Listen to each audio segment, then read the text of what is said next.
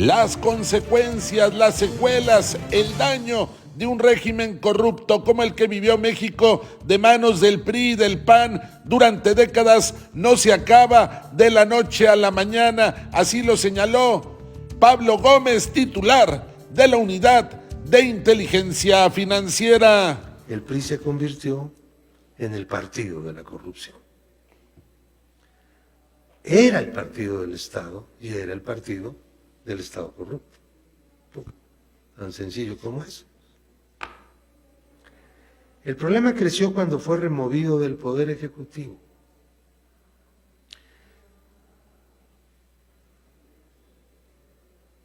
Por parte del PAN.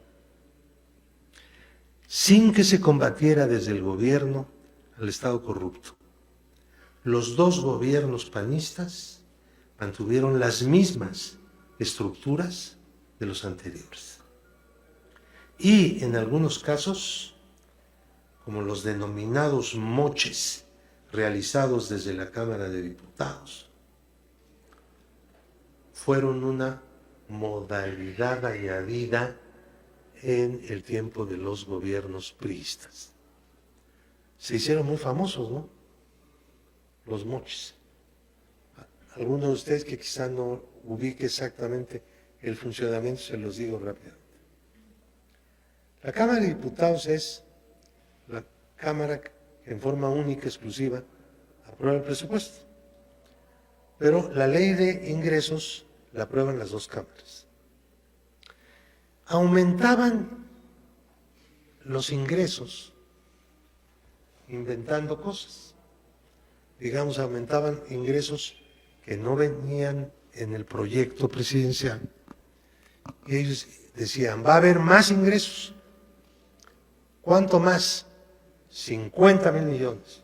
Empezaron con 10, 20, 30, ese fue su gobierno. Y entonces en la Cámara se metían al presupuesto y se distribuían los 50,000 millones adicionales. Entonces se ponían de acuerdo los jefes de los diputados, invitaban incluso a presidentes municipales, secretarios de obras o de finanzas de los estados, hacían una cola gigantesca, ahí dejaban gente en la cola toda la noche para no perder el lugar. Era una cosa patética, para entregar proyectos, obras. Los diputados lo que hacían era enganchar a un presidente municipal, a un gobernador, a organizaciones no gubernamentales, privadas, que recibían subsidios, centros culturales privados también, y demás. Cuántas cosas se pueden ustedes imaginar, para proyectos de los más disímbolos, que no tenían relación unos con otros. Hacían una bolsa de 50,000 millones para dispersar gasto, lo que lo hace socialmente mucho menos rentable, ¿no? Si tú tienes un buen sueldo, pues vas a pensar en comprar una casa para tu familia, para ti. Es una manera de ahorrar, ¿no? Y de darle sentido al dinero que te sobró, pues, para que no te sobre. En forma mucho más pronunciada, un Estado tiene que hacerlo.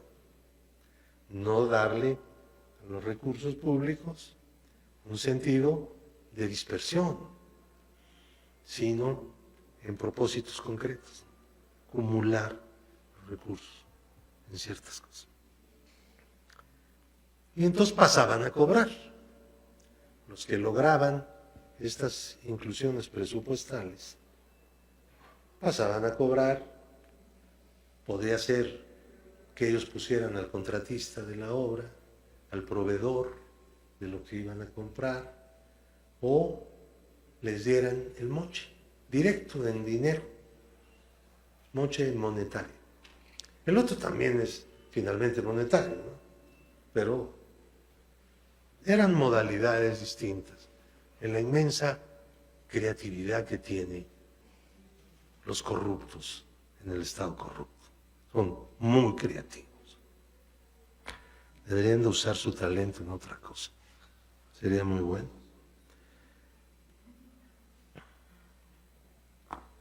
La lucha contra la compra de votos siempre fue parte de una lucha mucho más amplia contra el Estado corrupto. Los votos comprados siempre fueron posibles mediante el uso ilegal de recursos públicos. La compra de votos no partía del bolsillo de ningún político, ni de ningún millonario, sino de los caudales públicos. Siempre. Cualquier analista político hubiera supuesto que el acceso al poder de un partido que solía denunciar la corrupción durante los 60 años en los que había estado en la oposición sería el inicio de una política en contra del Estado corrupto. Pero no fue así. Se produjo un milagro al revés, un milagro demoníaco, ¿no? ¿Quién iba a pensar que el relevo de fuerza política mayoritaria en la presidencia iba a profundizar incluso el Estado corrupto? Como cosa, esto de los moches lo menciono porque es de la época PAN. Y continuó con Peña Nieto, desde luego, pero lo iniciaron ellos. Nuevas modalidades de corrupción fueron incorporadas en el funcionamiento de la función pública y en el comportamiento de las entidades estatales. Los fideicomisos, centenares de fideicomisos, solían ser formas de canalizar recursos para su administración mafiosa y sin rendir las cuentas reglamentarias.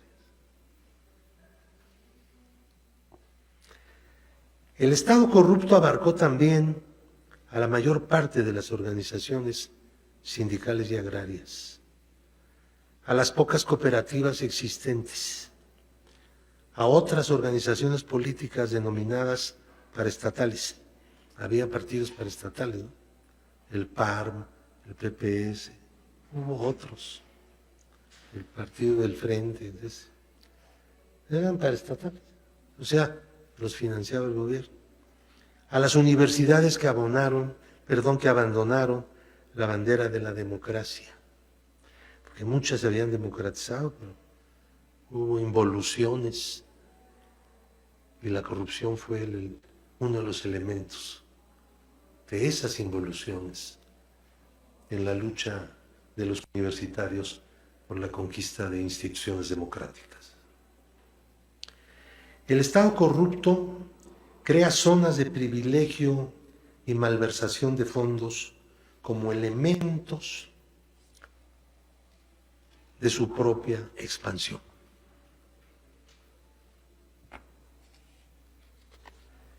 Grandes consorcios mexicanos y algunos medianos, y aún pequeños, tuvieron siempre que comprar concesiones y permisos, contribuyendo así a la acumulación de capitales en manos de servidores públicos, de donde surgieron a su vez importantes empresas privadas.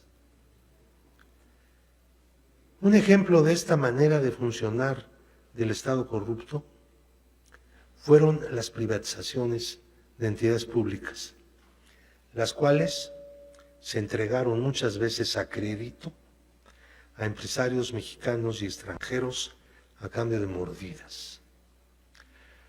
En la época de las privatizaciones yo creo que no hubo ninguna sin mordida, porque sin mordida no funcionaba esto. El neoliberalismo privatizador mexicano caminó siempre sobre el sendero del Estado corrupto. Por eso se llegó al extremo del rescate bancario del Fobaproa, 100,000 millones de dólares para cubrir quebrantos de bancos estatizados, en algún momento fueron estatizados, que habían sido casi regalados unos años antes a grupos de capitalistas dedicados a la especulación. Quienes, por cierto, los dueños de los bancos sobrevivientes, que se beneficiaron más de los bonos Fobaproa, terminaron vendiendo los bancos. Los mayores gananciosos de esa gran operación fueron los dueños de los bancos sobrevivientes, que luego fueron vendidos a bancos extranjeros, con todo y los bonos Fobaproa, que siguen ahí, por los cuales del presupuesto tenemos que apartar cada año 60,000 millones para los intereses de una deuda pues, que ha bajado mínimamente.